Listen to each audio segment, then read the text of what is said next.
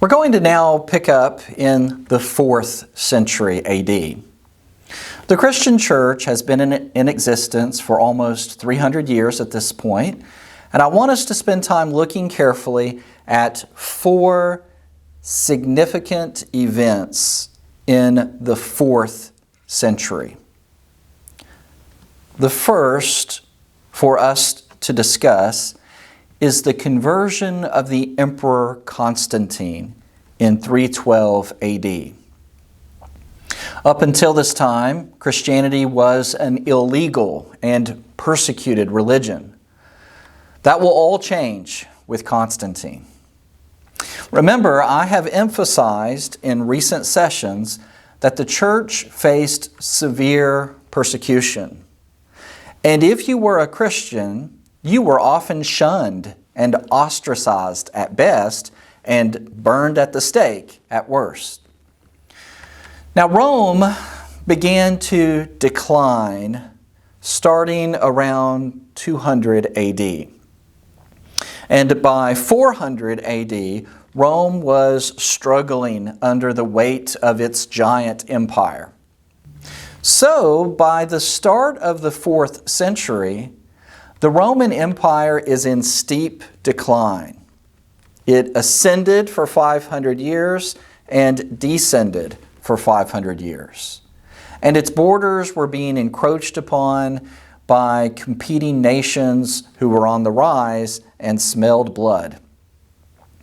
It is said that before Constantine went into battle, he had a vision, which he interpreted as a promise of victory from Jesus Christ. And so Constantine, a pagan, made a bargain that if he defied the odds and won the victory, then he would be devoted to the Christian God. Well, after he won the famous battle in 312, Constantine was true to his word and immediately began to relax laws against Christians. Remarkably, this is amazing, after hundreds of years of persecution, believers were now free to worship Christ without fear of persecution. In fact, Christianity became the preferred religion of the empire, seemingly overnight. In fact, the Edict of Milan in 313 legalized Christianity, and it became the state religion of the Roman Empire.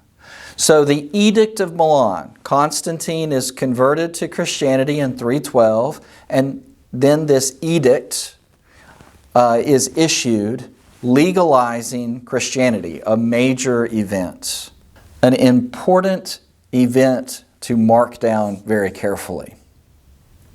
Now, let's think about this for a moment or two.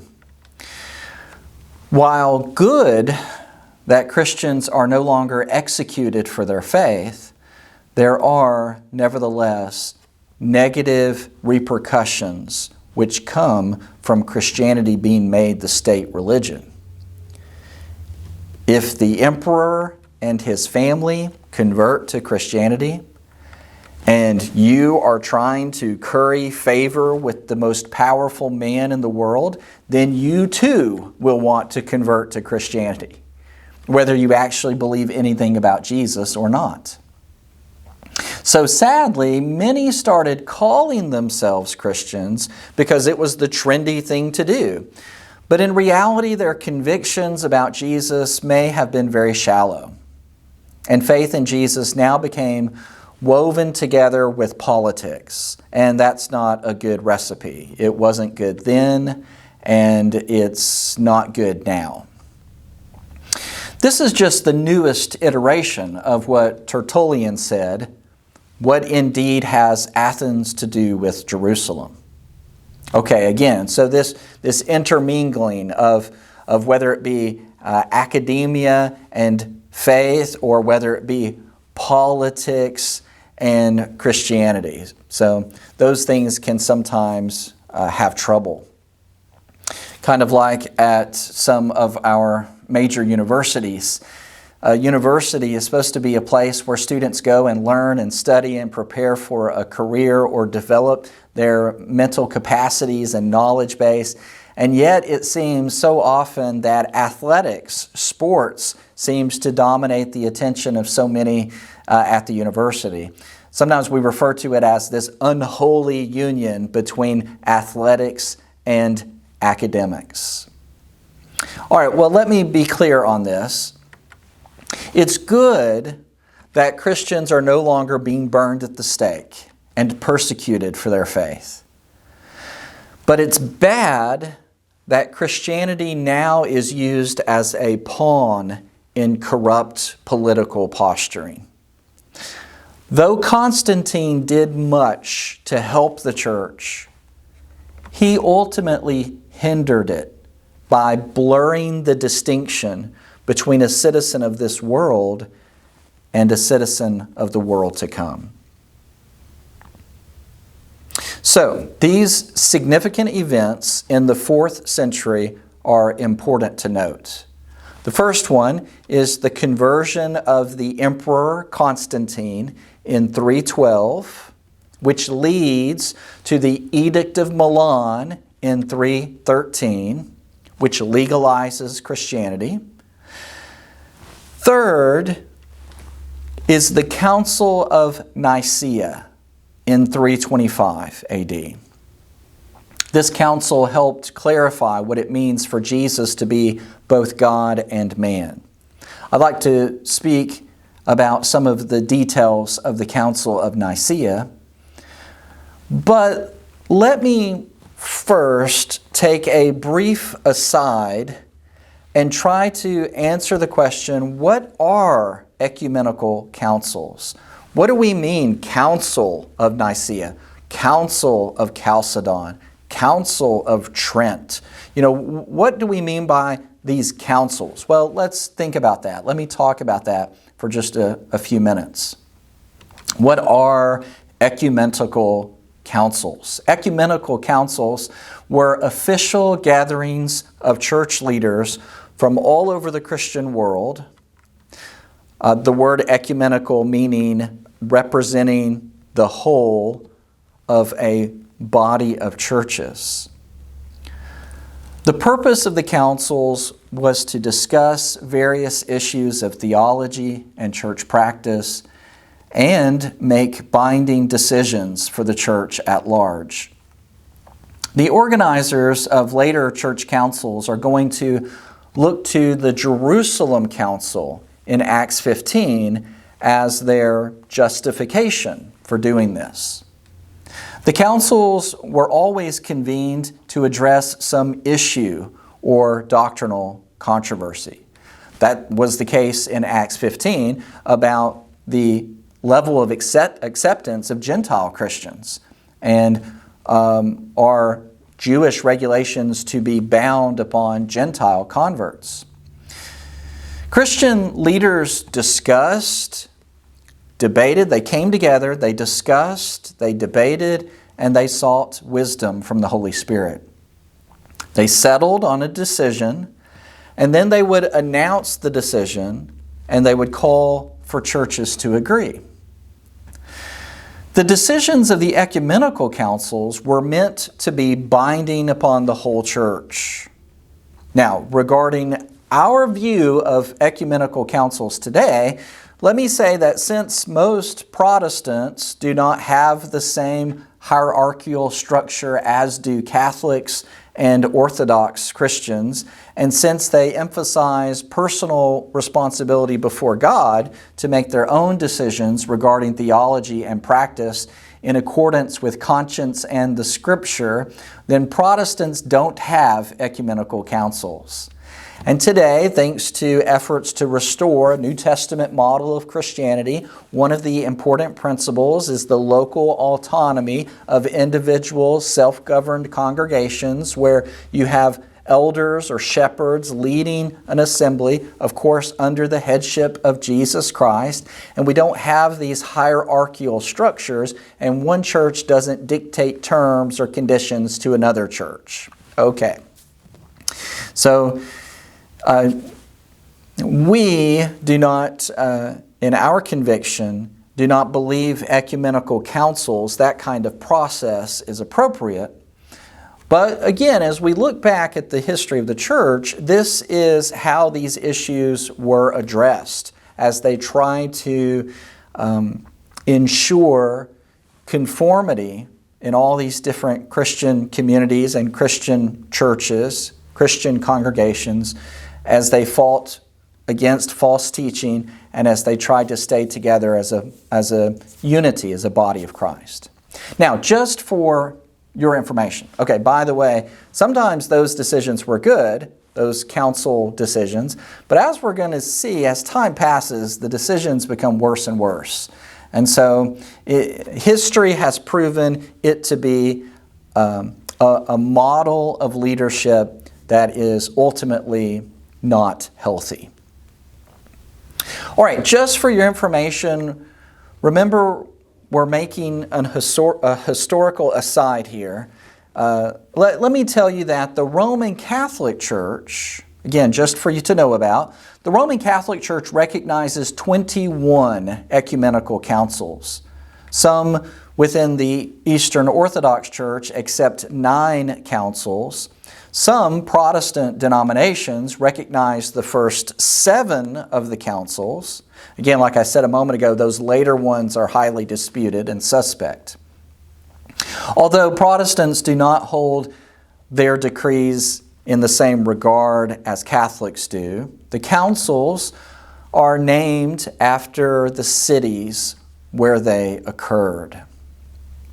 I'm going to put an image up on the screen listing the major ecumenical councils. Don't feel obligated to note down every one of them. This is really just for you to see the phenomenon of the convening of councils.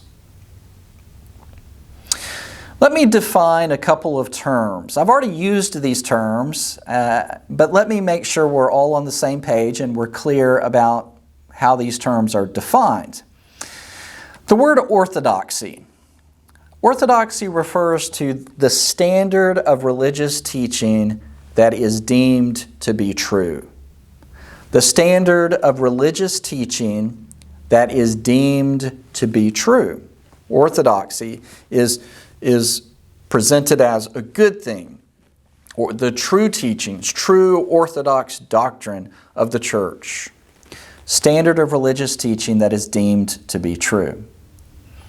In contrast to that, the opposite of that, the word heresy, a belief contrary to orthodox religious doctrine. Heresy is a bad thing. It's synonymous with false teaching. And we see those terms a lot in this time period. The debate, is this orthodox doctrine or is this heresy? Is this heretical? And the issue of doctrinal orthodoxy becomes a central debate. Remember from our last session, our discussion of apologetics, mounting a defense of Christian truth. We often think today of defending faith in the face of so-called scientific claims of naturalism, but originally it was defending the true teachings of Jesus, the apostles, and the Bible in the face of false teaching. It originally referred to combating heresy. All right, with these things being said about ecumenical councils, let me now bring us back to the 4th century where we will consider the Council of Nicaea. The Council of Nicaea convenes in 325 AD to address the doctrine of the deity of Christ. An early 4th century church leader named Arius claimed that Jesus was really a being created by God the Father, saying there was a time when the Son was not. So Arius believed that Jesus was a created being, not co-eternal with the Father. In response to that, we have Athanasius. Athanasius argued for the view of Christ as fully God and fully man. He argued the New Testament teaches that Christ is both the Son of God and the Son of Man. Now, in the council, it was debated for a good long while, but Athanasius won the day. And so Arius and his followers became the minority position. Thanks to Athanasius and others, the doctrinal formula produced by the Council of Nicaea grounded the church in the New Testament view of the person and work of Jesus Christ. Here is the confession as it was formulated by Athanasius and codified in the Nicene Council. We believe in one God, the Father Almighty, maker of heaven and earth, of all things visible and invisible, and in one Lord Jesus Christ, the only Son of God, begotten from the Father before all ages, God from God, light from light, true God from true God, begotten, not made, of the same essence as the Father. Through him all things were made. The important phrase there, same essence or same substance. Jesus was not of similar substance to the Father. He was of the same substance. I like the humorous cartoon which has the boy on Santa's lap asking him the test question of Orthodox faith, homoousios or homoousios.